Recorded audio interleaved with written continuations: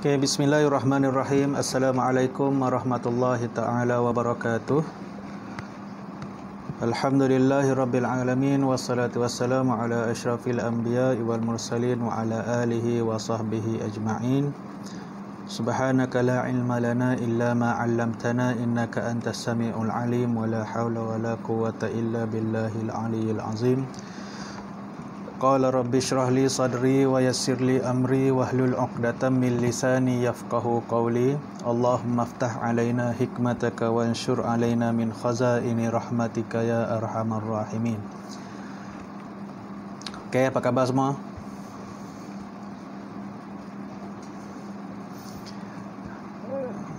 Okey, tajuk yang kita akan bincangkan pada hari ini adalah dalam bidang Al-Quran, pelajaran yang ke-8, iaitu amanah terhadap harta dan nyawa.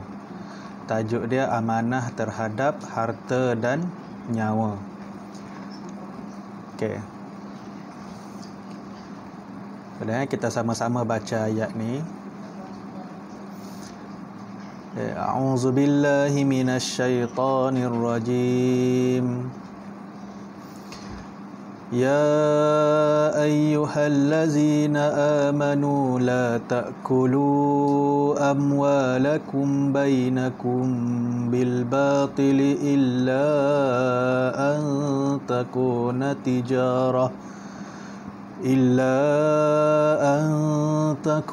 تجارة عن تراض منكم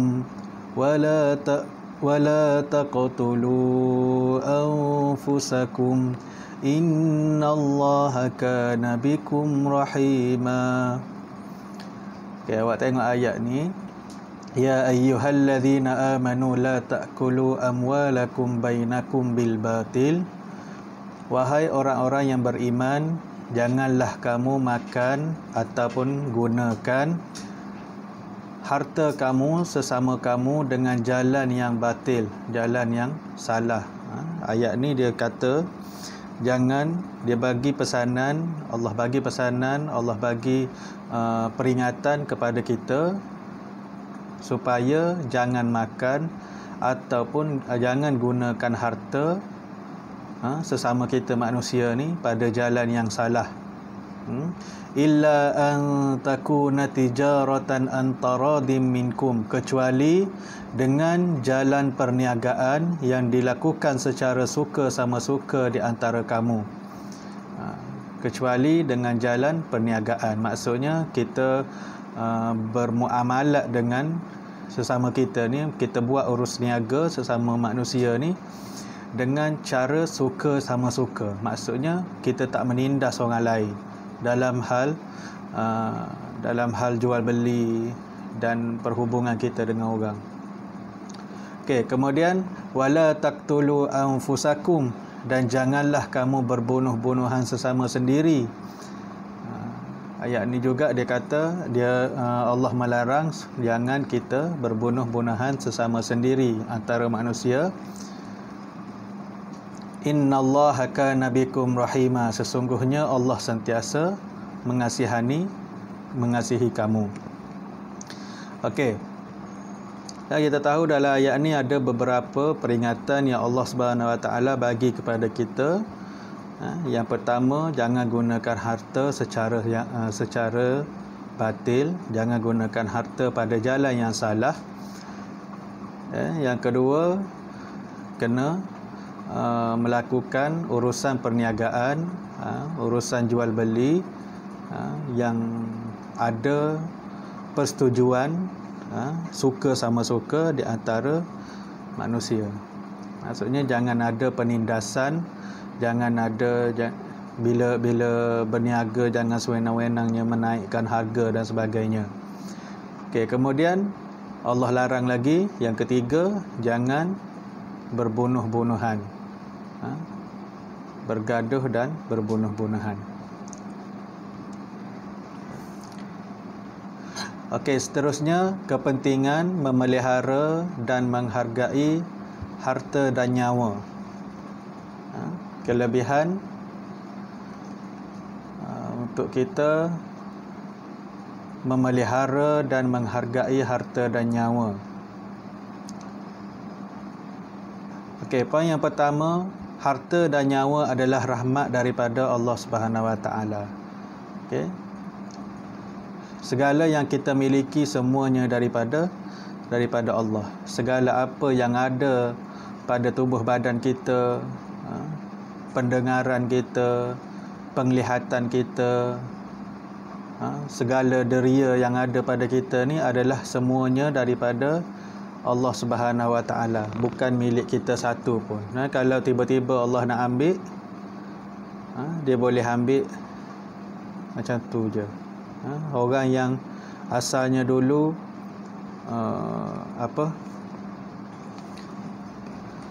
dia dengar, tiba-tiba bila dah tua pendengarannya makin kurang.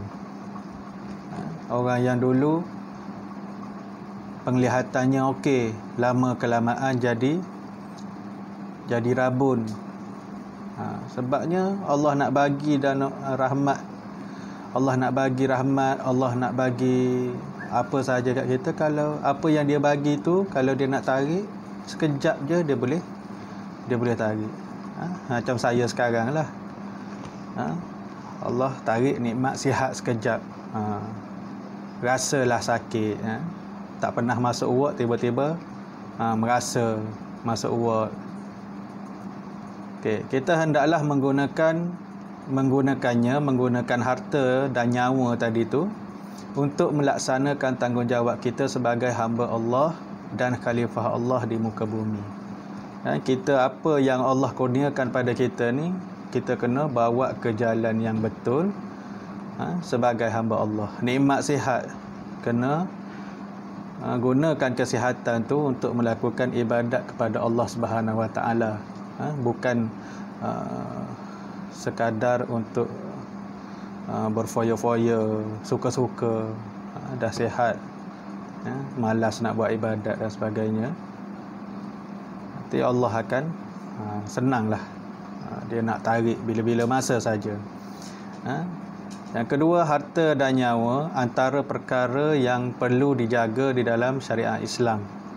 Islam menetapkan peraturan seperti larangan mengambil dan menggunakan harta secara batil dan larangan membinasakan diri sendiri dan orang lain agar kemaslahatan manusia terpelihara. Harta dan nyawa ni benda yang Islam terapkan untuk kita jaga. Kita kena jaga harta. Umat Islam mesti berharta. Dan dengan harta tu pula, ke mana kita nak belanjakan. Dengan harta tu kita boleh belanjakan ke jalan Allah. Bantu anak yatim, bantu orang miskin, bantu pembinaan masjid. Dan nyawa kita tu kita kena jaga. Jangan mengamalkan perkara-perkara yang boleh mengancam nyawa. Okey, kalau awak tengok dalam buku teks tu, ada dekat spektrum ilmu, Allah Subhanahu Wa Taala berfirman, "Wasakhkhara lakum ma fil ard wasakhkhara lakum ma fis samawati wa ma fil ardi jami'an min inna fi dzalika laayatil liqaumin yatafakkarun." Yang bermaksud, dan dia Allah Subhanahu Wa Taala memudahkan untuk faedah dan kegunaan kamu segala yang ada di langit dan yang ada di bumi sebagai rahmat pemberiannya daripadanya. Sesungguhnya sesuatu itu mengandungi tanda-tanda yang membuktikan kekuasaan dan kemurahan Allah bagi kaum yang berfikir. Okey, segala yang ada di dunia ni, di muka bumi ni,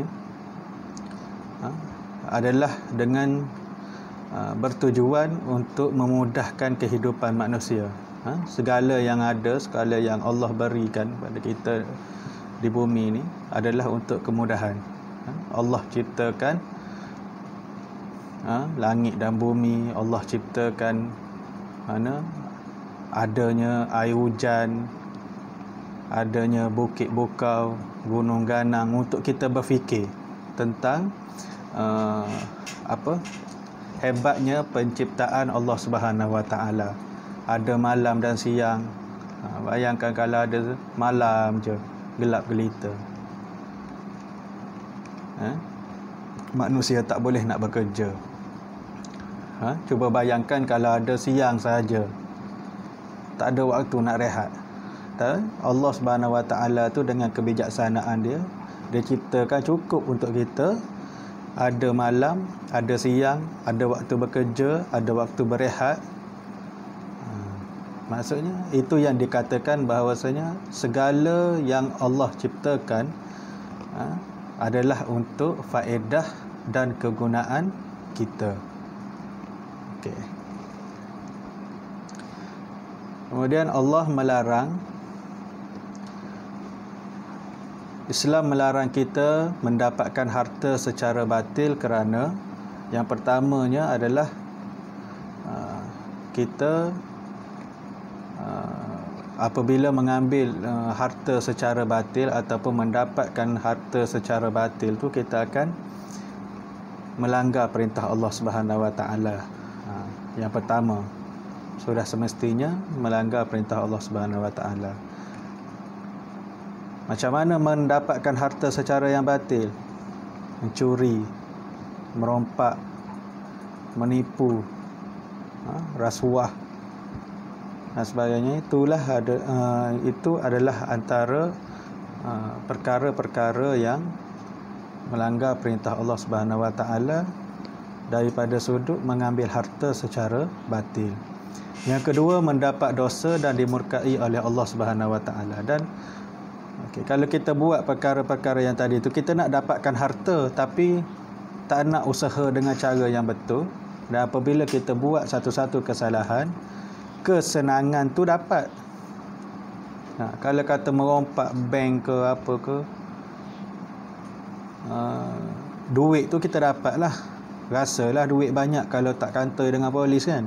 Kita akan rasa duit banyak. Tapi dalam masa yang sama, dosa dan murka Allah pun kita dapat. Yang ketiga, menghilangkan keberkatan dan rahmat daripada Allah Subhanahu Wa Taala. Dah semestinya lah duit hasil daripada curi, harta hasil yang tidak baik ni akan menghilangkan keberkatan. Dan orang yang guna harta yang macam ni kesenangan dia tu tak lama. Kalau macam contoh kita beli orang tu dia mencuri duit, dia beli something, tiba-tiba Allah nak tunjuk pada dia, datang kilat ke apa ke, terbakar barang dia tu.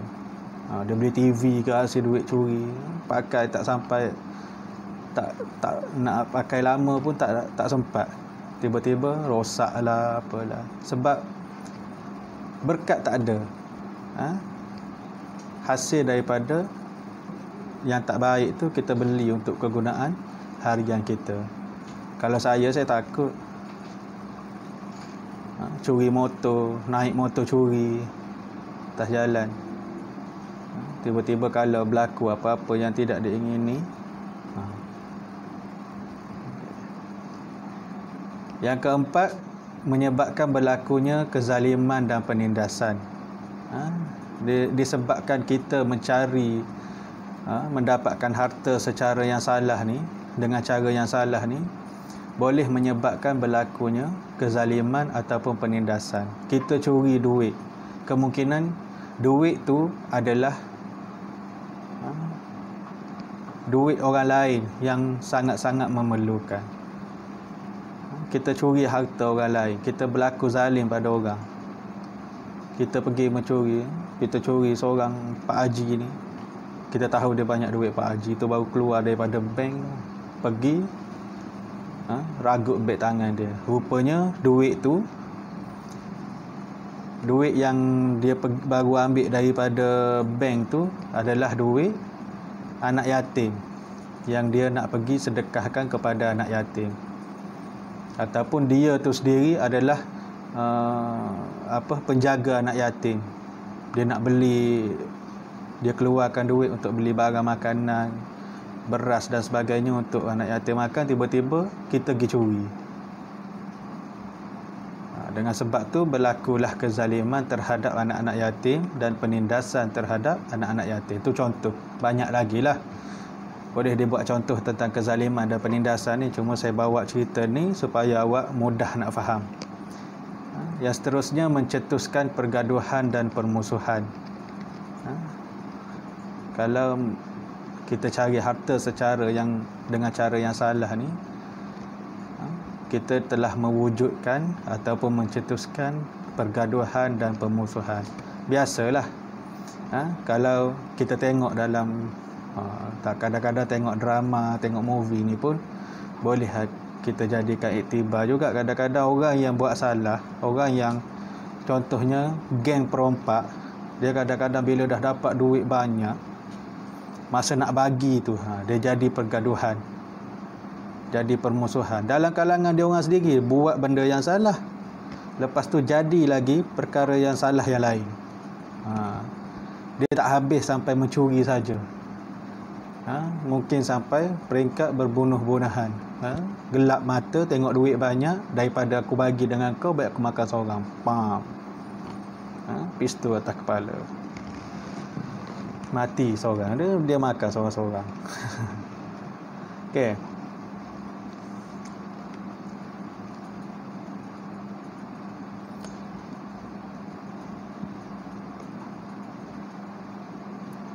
Okey, kemudian kita tengok pengurusan harta. Pengurusan daripada sudut pengurusan harta, dia ada cara yang betul dan ada cara yang salah. Macam mana kita nak uruskan harta? Okey, kalau dari sudut cara yang betul dalam pengurusan harta ni, kita kena berbelanja secara berhemah. Itu pengurusan harta yang betul. Berbelanja secara berhemah. Nak berbelanja secara berhemah ni, kita kena ada ilmu. Nak belanjakan harta secara berhemah pun kena ada ilmu. Kalaulah orang yang tak ada ilmu, macam mana dia nak uruskan harta dia? Sebab tu Ustaz selalu cakap, walaupun kita ataupun awak semua ni anak orang berada, awak tak boleh nak kata tak apa, belajar sikit-sikit, tak sungguh-sungguh pun tak apa, harta mak bapak aku banyak. Kita tak boleh nak anggap macam tu. Sebab harta mak kita, harta ayah kita, harta dia orang lah. Harta kita apa yang sedang kita cari sekarang. Tambahkan diri kita tu dengan ilmu-ilmu yang bermanfaat setiap hari. Dan kalau betul pun, katakanlah mak ayah awak bagi awak satu jumlah harta yang banyak, dan awak tak ada ilmu pengetahuan dalam pengurusan harta, macam mana awak nak berbelanja secara berhemah? Contoh, kita bagi jumlah yang sikit. Kalau awak tak ada ilmu, duit 5,000 boleh dihabiskan dalam masa sehari tanpa ada sesuatu pun yang berfaedah, contohnya. Sebab tu nak berbelanja secara berhemah kena ada ilmu. Okey, pengurusan harta dengan cara yang betul yang kedua adalah jual beli secara jujur. Kita tidak menipu dalam jual beli. Jujur sebagaimana yang diterapkan oleh junjungan mulia Nabi Muhammad sallallahu alaihi wasallam, model peniaga yang jujur, sehingga kan Khadijah berkenan dengan sikap kejujuran Nabi ni dalam menguruskan perniagaan Khadijah tadi tu. Okey, kemudian yang ketiga, bekerja secara halal. Carilah kerja yang halal. Kadang perompak curi ni pun dia kata dia bekerja lah, tu hasil titik peluh dia. Tapi bekerja yang macam mana?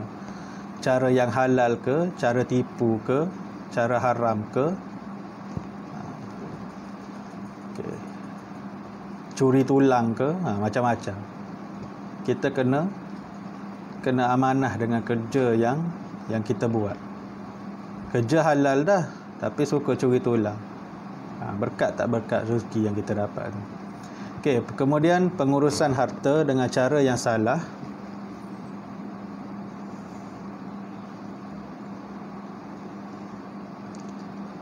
Okey.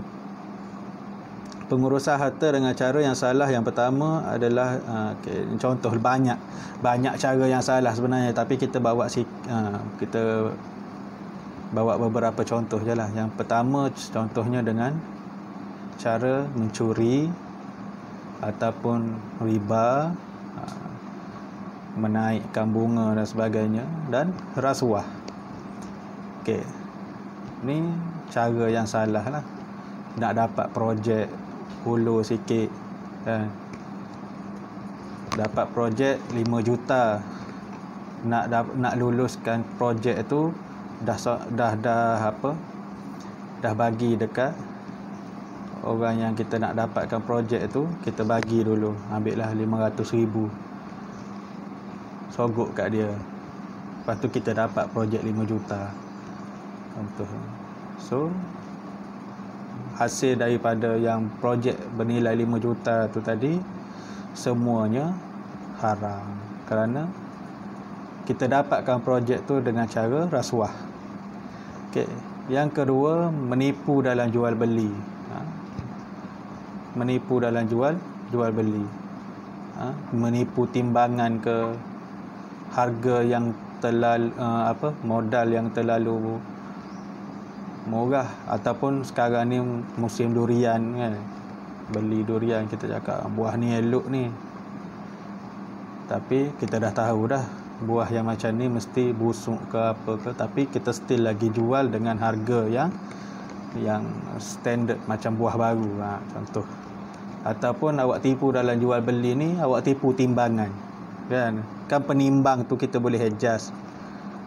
Sepatutnya timbangan yang betul kita letak dia punya atas dia tu dekat penimbang tu, lepas tu setting kan kosong kilo kan, tapi kita dah lebihkan supaya letak barang sikit tapi berat. Jumlah berat tu barulah dikira harga dia, mahal pula jadinya, padahal barang tu sikit je. Kita tipu dalam timbangan barang, ataupun kita menipu dalam kualiti barang. Barang ni kualiti dia elok ni, kalau pakai setahun boleh ni, orang pun beli. 2 hari rosak barang tu, itu juga menipu. Nak pergi tukar tak boleh dah. Okey, pengurusan harta dengan cara yang salah yang ketiga adalah boros dan kedekut. Duit yang dia ada tu, harta yang dia ada tu dia boros, belanja sana belanja sini, tapi nak bagi sedekah kedekut. Dan kita kena ingat bahawasanya sedekah tu tidak menjadikan kita miskin. So rajin-rajinlah bersedekah. Okay, wa anfiqu fi sabilillahi wa la taqtulu bi aydikum ila tahlukah wa ahsinu innallaha yuhibbul muhsinin.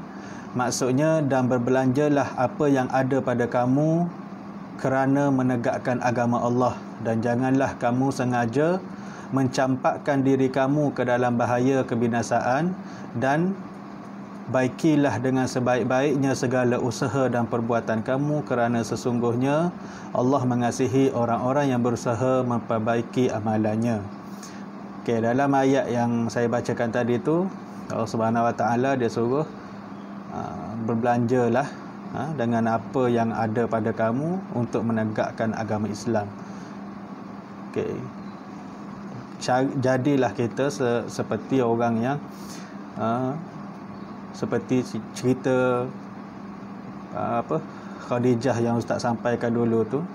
Siti Khadijah ni, dia di akhir hayat dia tu, dia bagi tahu dekat Rasulullah, wahai Rasulullah, gunakanlah segala hartaku untuk jalan Allah, dan kalau tak cukup lagi, bila aku wafat nanti, dia kata, kalaulah laku tulang belulang aku tu, kau ambillah tulang belulang aku tu dan kau jual. Kemudian infakkanlah harta tu, hasil daripada jualan tulang belulang aku tu ke jalan Allah. Sampai tahap tu. Dia kata kalau tulang dia laku, apa-apa sahaja yang ada pada tubuh dia ni selepas dia mati, ada yang boleh dijual, ada orang nak beli, boleh mendatangkan hasil, kau jual lah wahai Rasulullah, dia kata. Gunakanlah duit yang kau jual hasil daripada batang tubuh aku tu untuk menegakkan agama Islam. Sampai tahap tu hebatnya Sayyidatina Khadijah.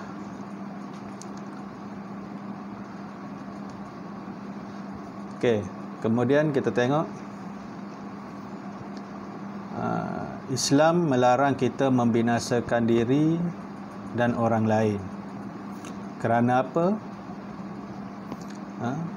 Yang pertamanya melanggar hak Allah Subhanahu Wa Taala. Kedua, menggugat keharmonian hidup. Kalau kita binasakan diri ataupun kita maksudnya membinasakan orang lain atau kita buat jahat kepada orang tu, keharmonian hidup seseorang tu akan tergugat, membawa kemudaratan kepada diri sendiri dan masyarakat. Kita kena jaga hubungan baik dengan manusia, bukan saling bergaduh, saling berbunuh, mengorbankan nyawa dan sebagainya. Ada masalah, selesaikan dengan cara yang baik. Allah larang kita daripada membinasakan diri sendiri dan orang lain. Ada masalah dalam diri sendiri, bunuh diri bukanlah penyelesaian yang terbaik. Mencederakan diri sendiri adalah bukan penyelesaian yang terbaik. Kita kena fikir, kena minta pertolongan daripada Allah Subhanahu Wa Taala untuk menyelesaikan satu-satu masalah, bukan dengan cara membinasakan diri ataupun mencederakan diri ataupun kita buat something yang boleh melanggar hak Allah Subhanahu Wa Taala. Okey, kemudian kita tengok lagi perbuatan yang tidak menghargai nyawa. Yang pertama, bunuh diri ataupun bunuh orang lain. Maksudnya kita tidak menghargai nyawa lah. Bunuh diri ataupun membunuh orang lain. Ketagihan arak dan dadah, membuli, merempit dan membuang bayi. Okey, dengan sebab ketagihan arak ni boleh menjadikan kita seorang pembunuh. Macam kes yang sangat famous sekarang ni di Malaysia adalah pemandu mabuk tu kan. Oleh sebab dia ketagihan arak, dia minum arak, sampaikan dia memandu tu dalam keadaan yang mabuk, dia langgar orang pun dia tak sedar.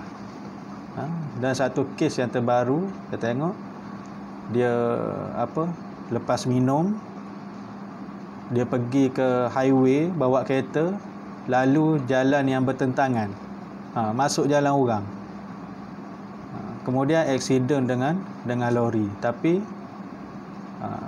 si pemandu mabuk tu sendiri yang mati. Maksudnya seolah-olah perbuatan dia tu adalah membunuh diri lah. Apatah lagi kalau perbuatan pemandu mabuk tu boleh menyebabkan orang lain yang terbunuh.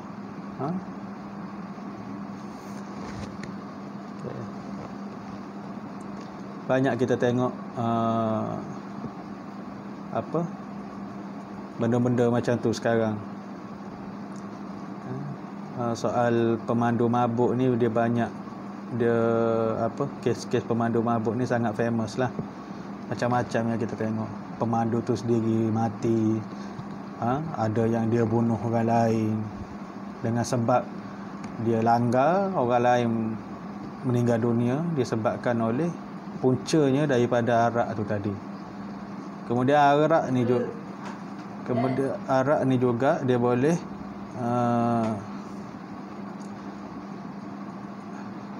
arak ni juga boleh mengakibatkan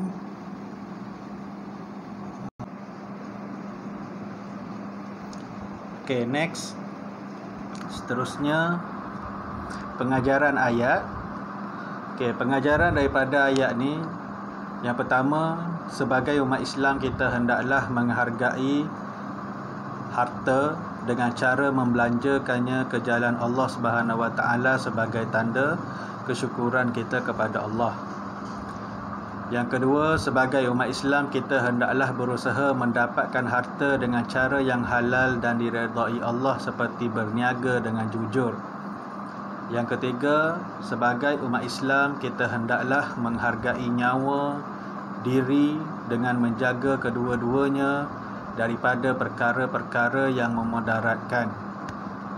Dan yang terakhir, sebagai umat Islam kita hendaklah mewujudkan hubungan baik kita sesama manusia.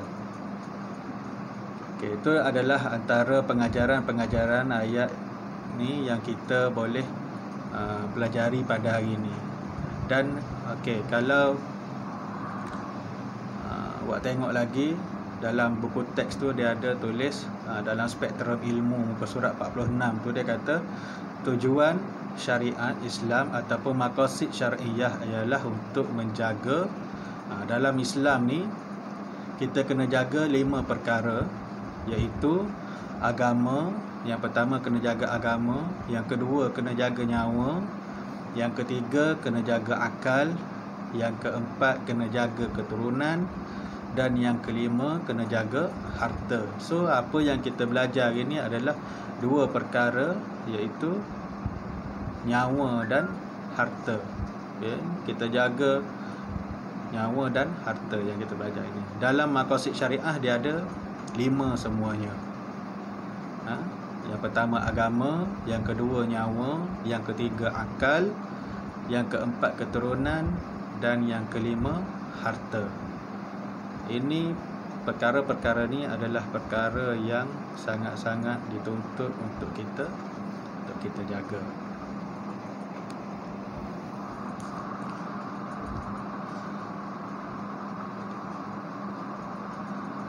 Okay, wallahu a'lam bissawab. Assalamualaikum warahmatullahi taala wabarakatuh.